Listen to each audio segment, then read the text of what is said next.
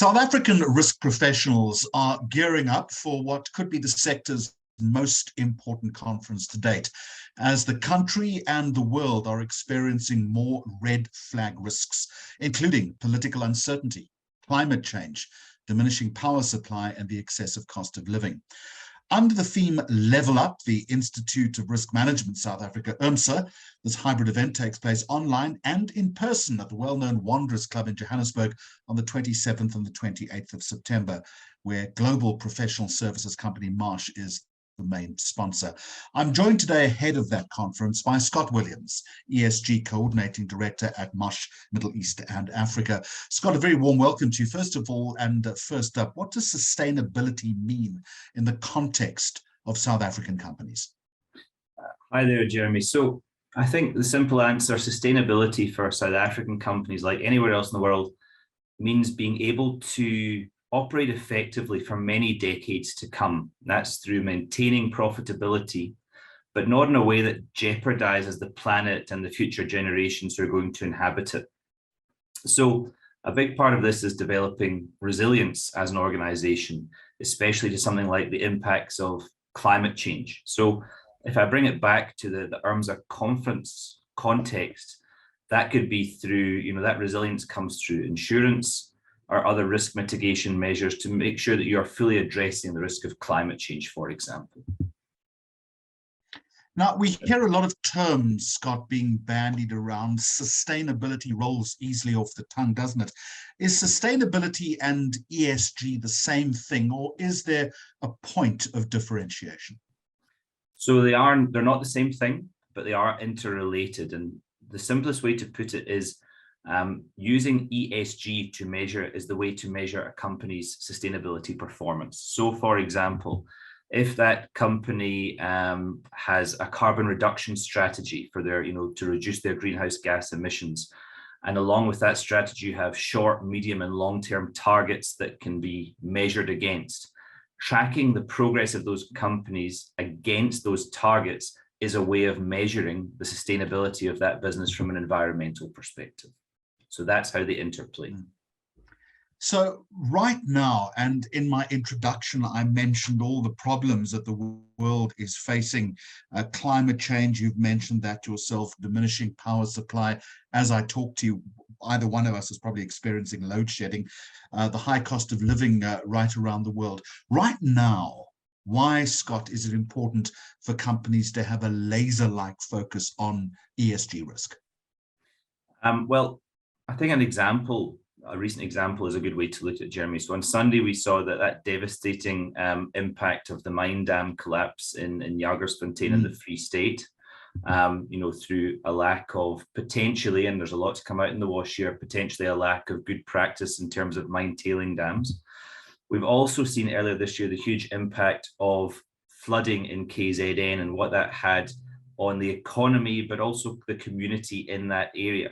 So climate change or natural catastrophes, whether natural or man-made, happen. We have seen an increasing frequency of those and also an increasing severity of them. And South African companies need to strive to limit the impact of those type of catastrophes on their operation to make sure that they remain resilient and sustainable businesses into the future, like I said at the start of the interview, yeah. Do you think that companies are taking this more seriously now when we see the real impact of risk? It doesn't matter what it is. These days, it seems to be a lot more amplified. Around that boardroom table within the C-suite, more and more conversations to this effect are happening, aren't they? Absolutely. And I think, just in my day-to-day job, we're getting a lot more requests from C-suites and boards to come and discuss sustainability and the position that companies find themselves in and what they can do to be more resilient. I do think something like the flooding that we saw in KZN earlier in the year really made it hit home for those people who may have not been denialists, but thought this couldn't happen to my business, or it wouldn't have a major impact on my business if we were to encounter some kind of climate change related natural catastrophe. Now that they've seen how things can play out in real life, I think people are doubling down on their efforts to make sure that it doesn't happen to their business in the future, or that certainly that they are prepared for natural catastrophes. Of course, it's not just a South African problem, is it? Sustainability-related regulations are evolving rapidly. The United Kingdom, Europe, the United States. Is there an impact? Is there a correlation on the requirements abroad and where we sit in South Africa right now? So there's definitely a correlation. I think maybe just to give some context, one of the major reporting frameworks that we see in the sustainability space now is called TCFD, the Task Force for Climate-Related Financial Disclosure. Now, for listed companies and companies over a certain size based on specific parameters in the UK, reporting under that framework is now mandatory. In South Africa, it's seen as best practice and it's encouraged, but it's not mandatory for listed companies or SOEs. In fact, the JSE has recently released their own sustainability disclosure guidance. However, if you are a South African or African company that forms part of the value chain of a UK or European-based business, they will want to ensure and demonstrate the ESG and sustainability credibility of their entire value chain, not just their direct operations. Now, if you are a supplier, that means that it's very likely they're going to push a lot of the requirements that they face onto you.